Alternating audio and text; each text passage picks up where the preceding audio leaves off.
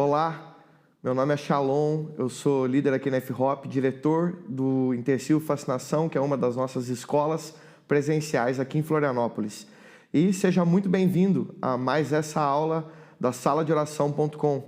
Se por acaso você não sabe o que é a saladeoração.com, ela é uma plataforma que tem o intuito de abençoar a igreja brasileira, falando especificamente a respeito de oração, a respeito do movimento de oração, e equipando a igreja brasileira com materiais, com conteúdos, tudo que possa abençoar e fortalecer o movimento de oração dentro da igreja brasileira.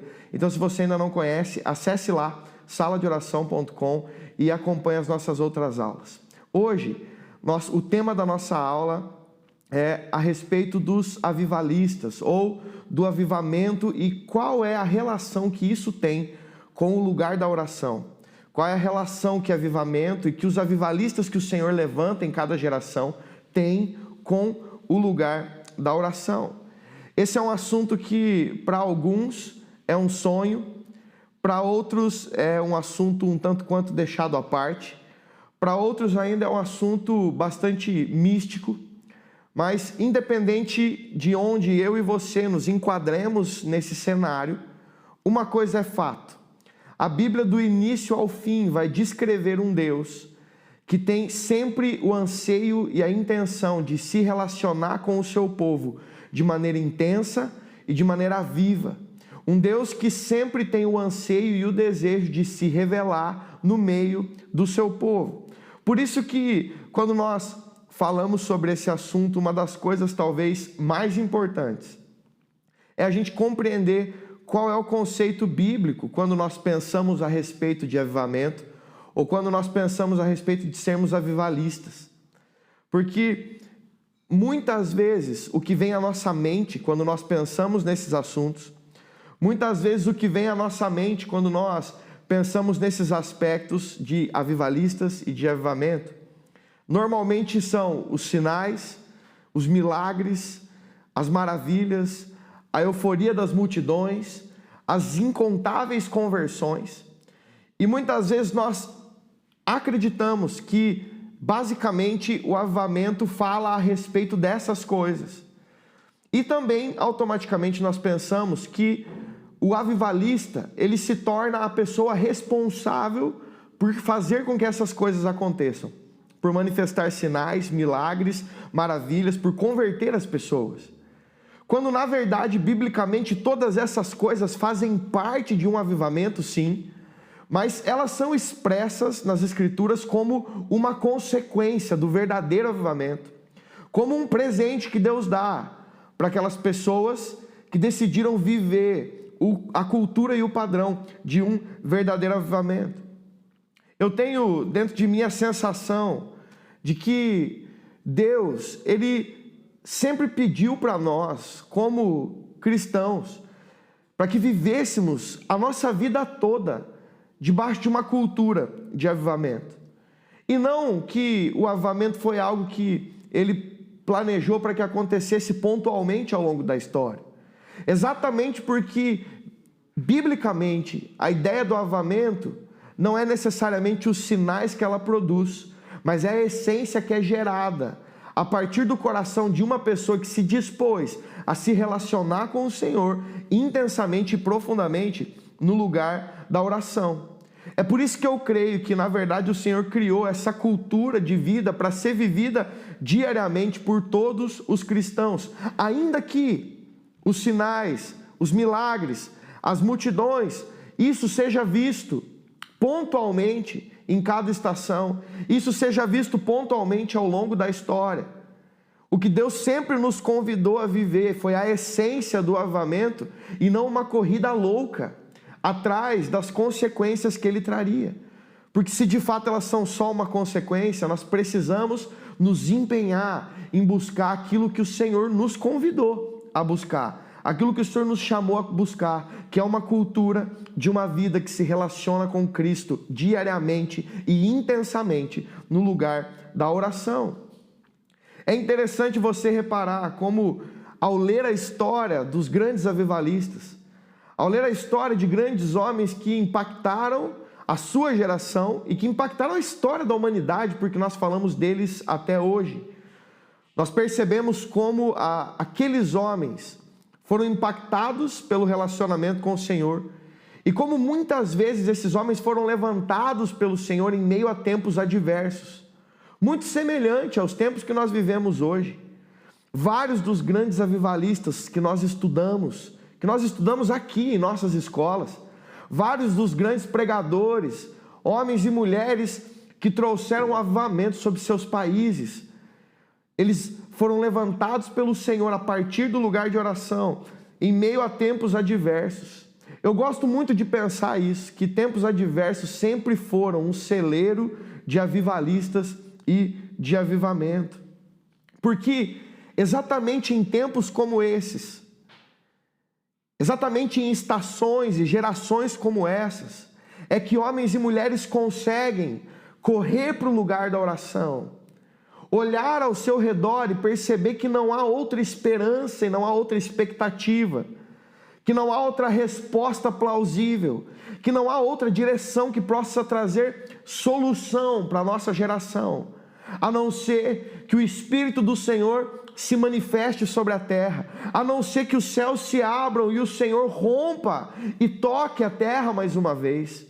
Avivalistas sempre surgem em meio a contextos assim, quando eles conseguem sim perceber que não há uma outra solução, humanamente falando, mas eles se lançam dentro do lugar da oração, eles se lançam em um relacionamento íntimo, onde o coração deles queime de amor e anseio pelo Senhor de tal maneira que começa através daquela pessoa um movimento onde essa cultura vai se propagando, ela vai contaminando outras pessoas de tal maneira que o Senhor começa a romper dos céus com a sua glória, os seus sinais e as suas maravilhas. E Ele começa a tocar aquela geração, aquele lugar, aquela cidade, aquele país, e Ele começa a transformar aquela cultura, Ele começa a redimir muitas das coisas ali. E então nós podemos ver acontecer aquilo que já lemos, que aconteceu em vários outros lugares, com a vida de várias outras pessoas, de vários outros avivalistas. Homens e mulheres que, quando nós lemos a história, nós percebemos que havia um único desejo no coração deles, que era o anseio e o desejo de encontrar o Senhor. Havia um único desejo, um único anseio de viver a manifestação tangível de Deus aqui na terra. Sabe, meus amigos, uma coisa que eu gosto muito de pensar é como eu leio a Bíblia e percebo que todas as vezes que Deus anseia, ou a maioria das vezes que Deus anseia fazer algo na terra, o caminho, o mecanismo que Deus usa para isso acontecer é encontrar um amigo aqui. É encontrar uma pessoa que se dispõe a amar Ele acima de qualquer outra coisa. É encontrar uma pessoa que decida se lançar ao lugar da oração e se relacionar intensamente, intimamente com o Senhor todos os dias. E quando o Senhor encontra um desses, Ele então faz aquilo que o coração dele planejou fazer sobre a terra. Quando Ele deseja enviar uma inundação sobre a terra, Ele encontra um amigo chamado Noé. Quando Ele encontra um amigo chamado José, então é possível que Ele dê um sonho a Faraó, porque Ele tem um amigo ali para ouvir e interpretar aquele sonho. Quando Ele tem um amigo chamado Moisés, Ele pode executar um livramento poderoso no meio do povo de Deus. Quando Ele tem um amigo chamado Elias, Ele pode então enviar fogo do céu sobre o altar que aquele homem construiu. Quando Ele tem um amigo chamado Samuel, Ele pode testar o coração de um rei que está se desviando, que está se corrompendo, que está se afastando daquilo que o Senhor havia orientado. Eu gosto de pensar como, ao longo da história da humanidade, o Senhor sempre caminhou dessa maneira, encontrando os seus amigos. Trazendo para o tema da nossa aula, encontrando os seus avivalistas, encontrando aqueles homens e mulheres que gastariam a sua vida no lugar da oração, que investiriam a sua vida em se relacionar íntima e profundamente com Deus e com as suas Escrituras. Homens e mulheres que se tornam um receptáculo dos desejos e dos sonhos do coração de Deus, para que isso seja manifesto aqui na terra. Deus sempre procurou seus amigos e Ele continua caminhando assim, procurando esses amigos que hoje, na nossa geração, possam ser um coração que queima por Ele, um coração que se lança no lugar da oração, se relaciona intimamente com o Senhor e clama a Ele para que se manifeste sobre a terra. Ao longo da história da igreja sempre foi assim. Nós lemos a história de homens como Jonathan Edwards, como John Wesley, Charles Finney, George Whitefield, Dwight Moody, tantos outros, alguns mais próximos a nós, como Leonard Ravenhill, como Billy Graham.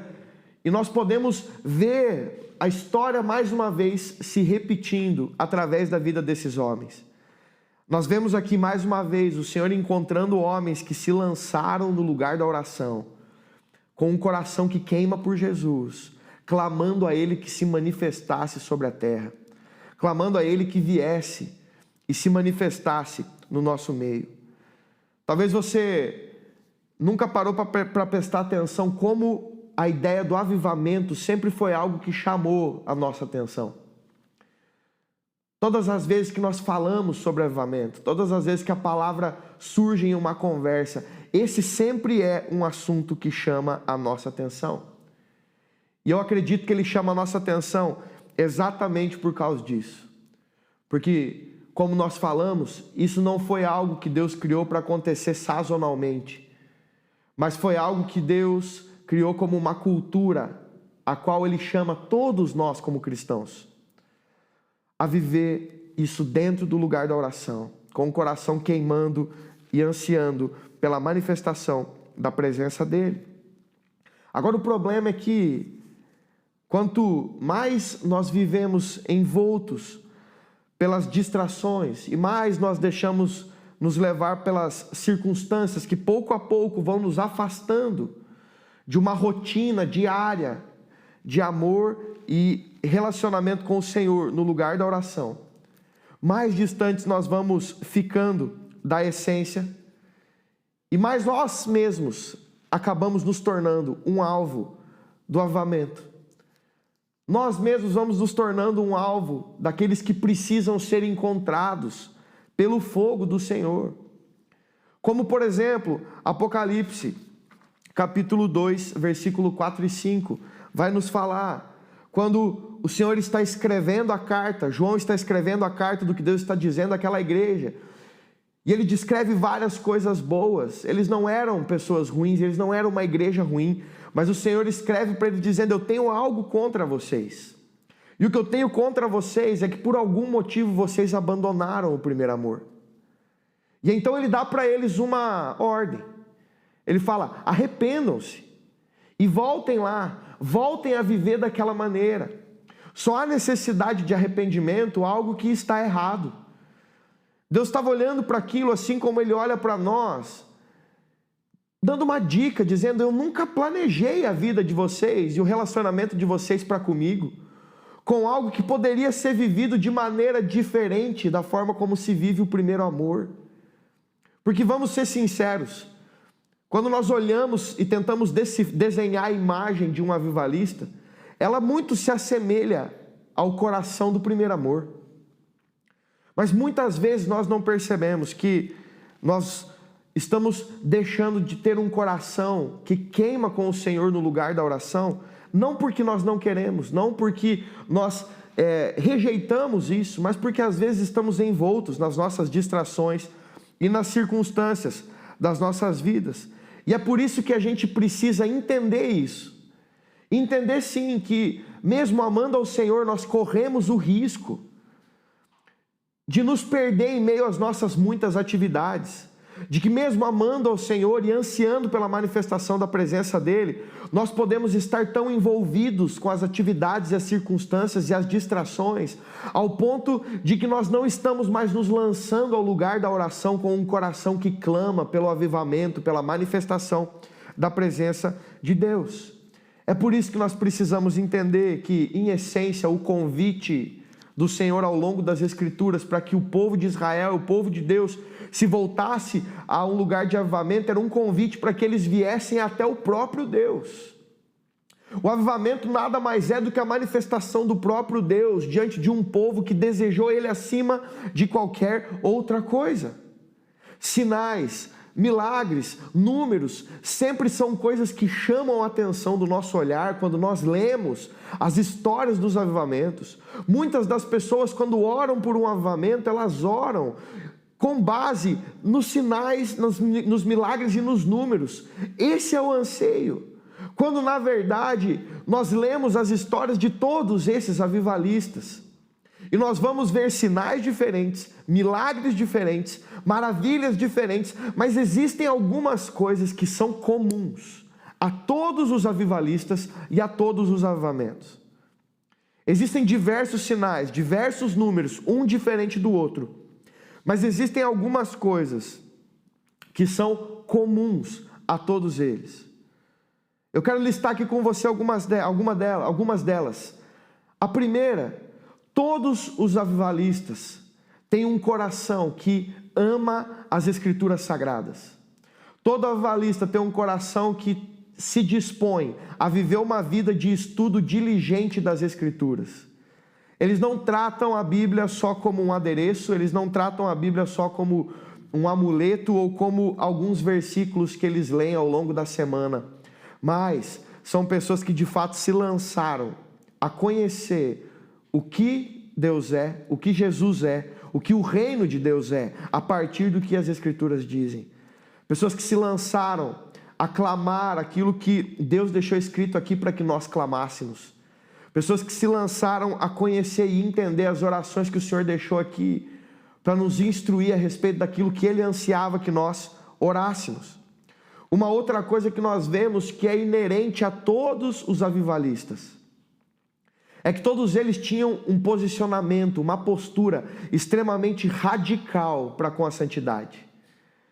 Eram pessoas que se posicionavam de maneira radical perante o pecado e perante qualquer coisa que pudesse ofender ou afastar a presença de Deus. Uma outra coisa que nós vemos que é comum a todos os avivalistas eram homens e mulheres que tinham uma fome e uma sede profunda pela presença do Senhor, como o foco, como o meio e como o fim. A presença do Senhor era o motivo de tudo. Jesus sempre foi o motivo de tudo para eles. Ir até o lugar de oração tinha um motivo em encontrar Cristo.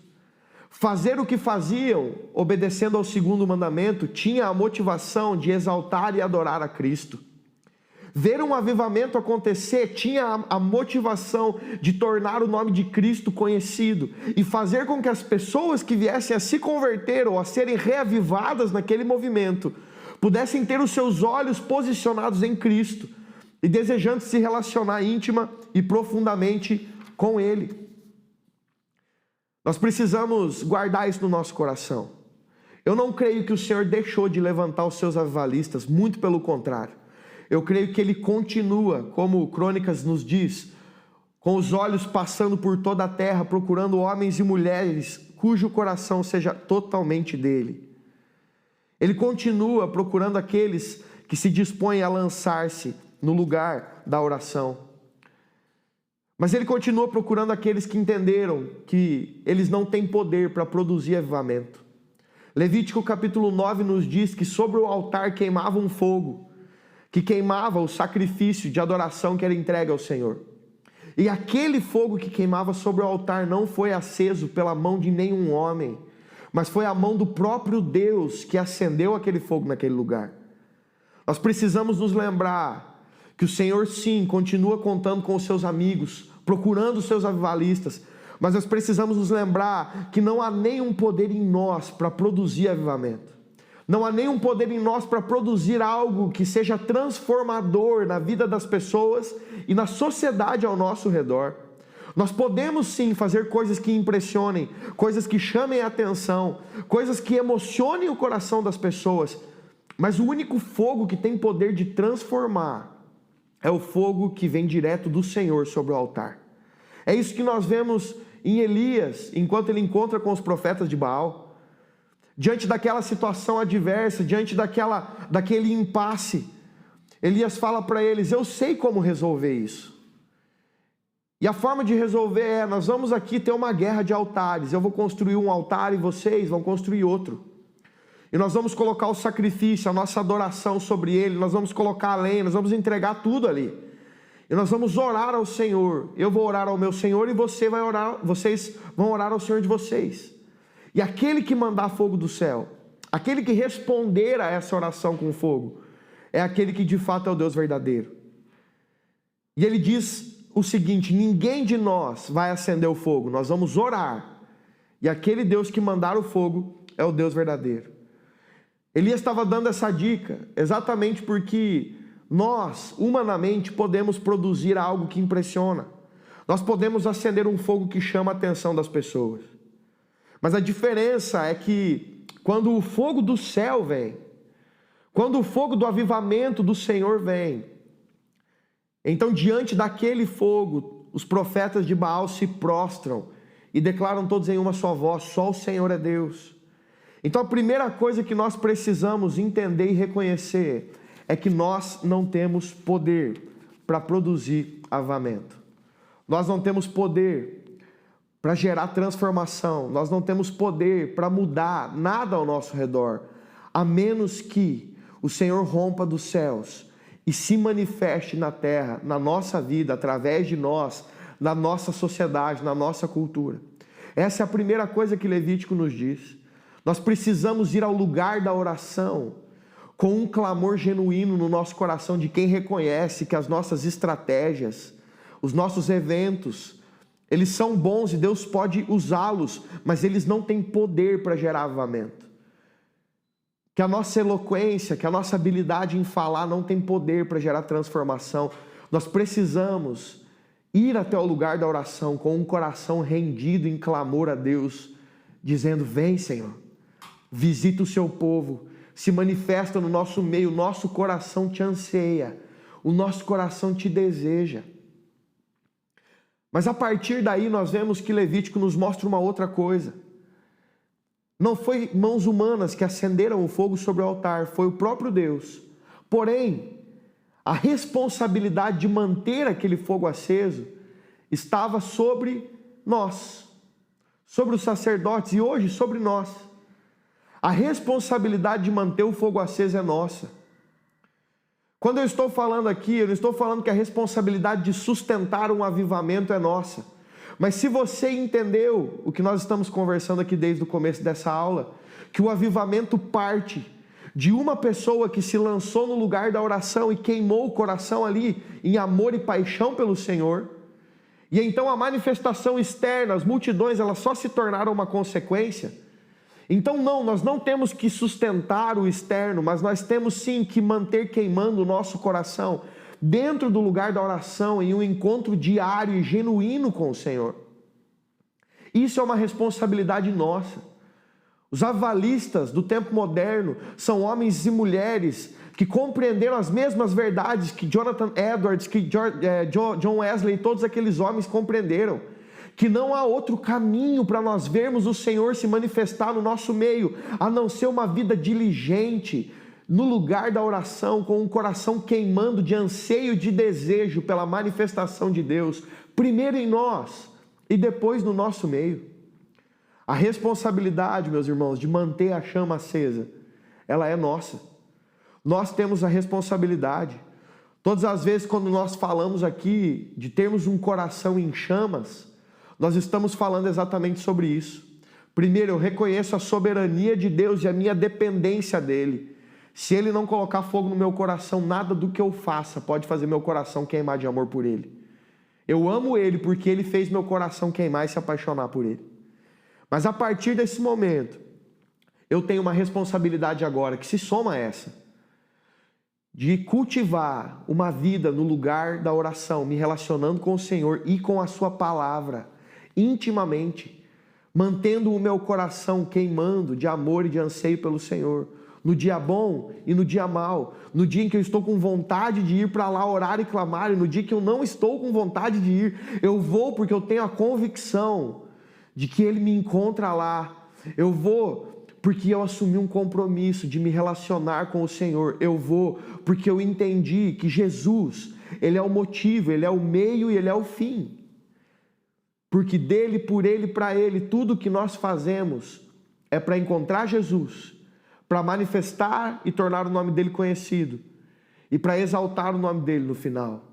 A maior recompensa que um avivalista tem, a maior recompensa que um avivamento traz, é nós podermos tocar a presença de Jesus e prová-lo em uma porção ainda maior no nosso meio. Jesus é a nossa recompensa, o Senhor é a nossa porção.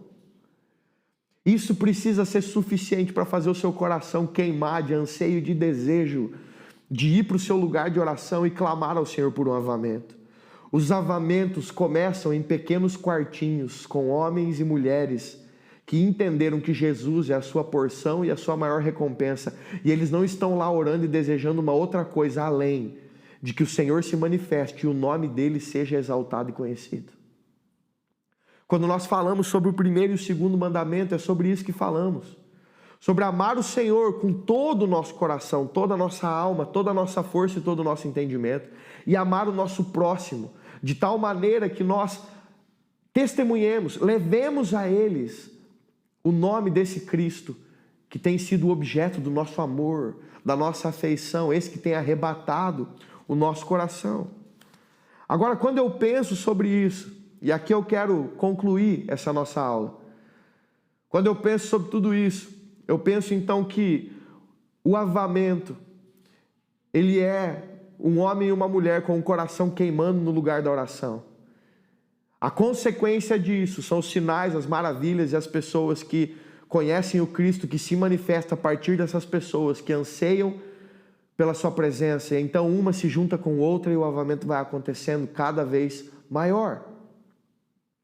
Mas uma coisa que eu tenho pensado muito nesses últimos dias, muito sobre a minha vida, muito sobre a nossa geração, é que talvez a pergunta que Deus está fazendo para mim e para você nesses dias, e talvez hoje, nessa aula, é a pergunta que Ele está fazendo para você.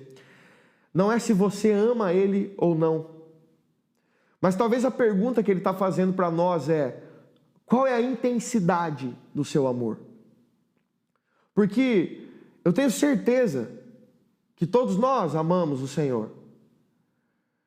Mas o avivamento não parte necessariamente de um coração que simplesmente ama ao Senhor. Um avivalista não é só um coração que ama ao Senhor. Mas um avivalista é um coração que ama Ele com excesso. É um coração que se lança com tudo que tem, com todo o amor e todo o anseio ao lugar da oração, com um único objetivo: conhecer o seu Salvador. Saber mais a respeito daquele que é o alvo do seu amor.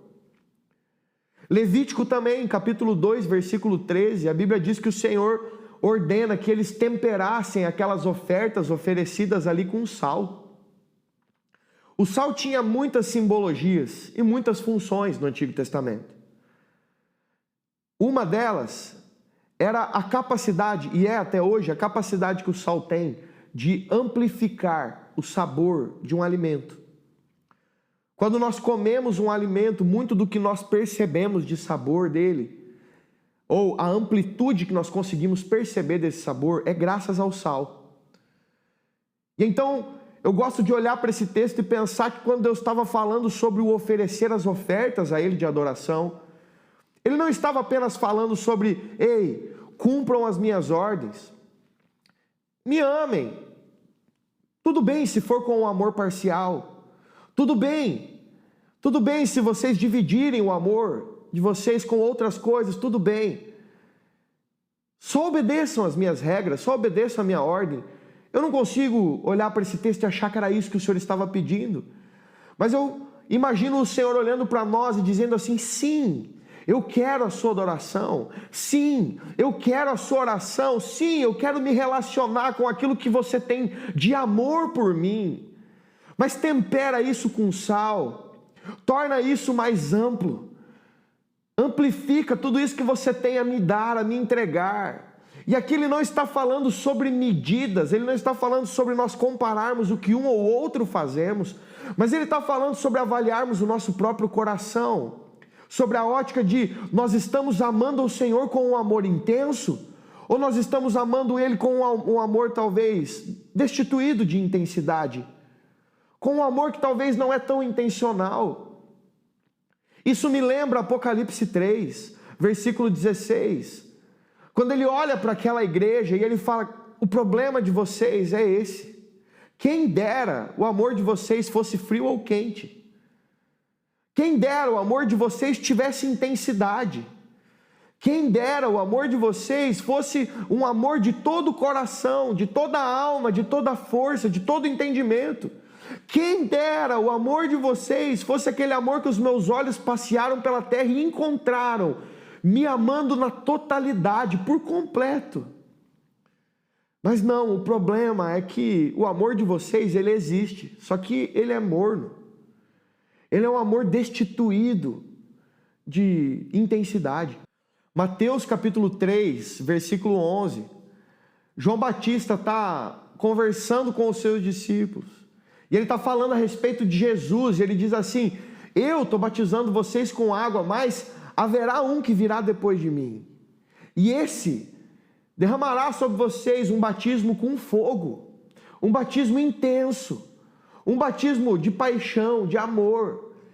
É interessante você olhar a vida de Cristo, você olhar o Novo Testamento ou as Escrituras por completo, e você perceber como Deus nunca nos deixou uma possibilidade de acreditar que nós poderíamos considerar aceitável um amor destituído de intensidade. Volto a lembrá-los que eu não estou falando sobre números ou padrões, mas estou falando sobre você saber que o seu coração está amando Ele em intensidade. Quando nós olhamos para Atos, capítulo 2 e capítulo 4, nós vemos a manifestação, o Espírito Santo, a primeira e a segunda vez se manifestando no meio deles. E aquilo era extremamente intenso, cheio de amor, cheio de paixão, cheio de anseio pelo Senhor. Quando nós vemos a Bíblia profetizando a respeito do Espírito Santo que viria, a respeito do Cristo que viria, a respeito do sonho de Deus de manifestar o poder dele sobre a terra e no meio do seu povo, em Isaías 44, Isaías 61, nós vemos, por exemplo, em Ezequiel 37, falando sobre um vale de um exército que estava ali de ossos secos. Depois aquele exército toma a vida, mas ainda não havia intensidade dentro deles. E então o profeta ora para que o Espírito viesse e enchesse eles, para que então, cheios de intencionalidade, cheios de intensidade, cheios de paixão e amor, eles pudessem sair e cumprir aquilo que eles foram chamados a fazer. Amós capítulo 9 fala que o Senhor escolheu restaurar um lugar, e o lugar que ele escolheu restaurar foi o tabernáculo caído de Davi. E o tabernáculo caído de Davi é um dos lugares do Antigo Testamento aonde mais havia intensidade, amor e paixão pela presença do Senhor.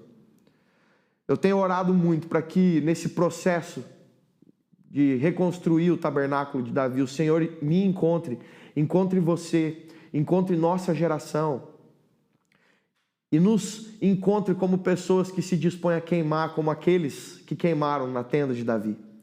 Homens e mulheres que dia e noite, 24 horas, estavam lá rendendo ao Senhor adoração, se relacionando com Ele no lugar da oração. Homens e mulheres que ninguém sabia o nome, ninguém sabia o rosto, mas Jerusalém inteira escutava o som que ecoava e as orações que eram entoadas dentro daquela tenda. Isso é avivamento. Eu oro para que o Senhor levante uma geração de homens e mulheres sem face e sem anseio de ter um nome conhecido, mas homens e mulheres que queimem no lugar da oração de tal maneira que o mundo inteiro escutem suas mensagens, suas pregações, ainda que não saibam seus rostos e seus nomes, mas que no fim o olhar de toda essa geração seja direcionada a Cristo. Que no fim nós possamos ver esse grande avivamento acontecendo na nossa geração, não partindo do nosso nome, mas partindo através de nós, dentro do lugar da oração, com um coração queimando e ardendo de amor pelo Senhor. Guarda isso no seu coração. Você anseia pelo avivamento? Se sim, se lance no lugar da oração. Se lance em um relacionamento íntimo e intenso com o dono do avivamento no lugar da oração. Não existe nada mais precioso no avivamento do que a presença de Deus. Não existe recompensa mais preciosa em um avivamento do que a presença de Deus. Não existe sinal mais incrível em um avivamento do que a presença de Deus. Não existe nada que torne um avivamento mais precioso do que a presença de Deus. Não há nada que o avivamento possa te dar que seja mais precioso do que a presença de Deus. E a presença de Deus você já pode ter e provar lá no seu quartinho, no seu lugar da oração, se relacionando íntima e intensamente com Ele. O último grande avivamento, eu creio, que virá a partir dos pequenos quartinhos secretos, onde homens e mulheres têm gastado sua vida amando Jesus, amando a presença do Cristo e clamando pelo dia da sua volta. Lembre-se que se você ainda não assistiu às nossas outras aulas, entre no nosso site saladeoração.com e acompanhe as outras aulas lá. Seja abençoado, seja enriquecido por tudo que está contido naquelas aulas. Se inscreva aqui, que Deus abençoe muito. Um grande abraço.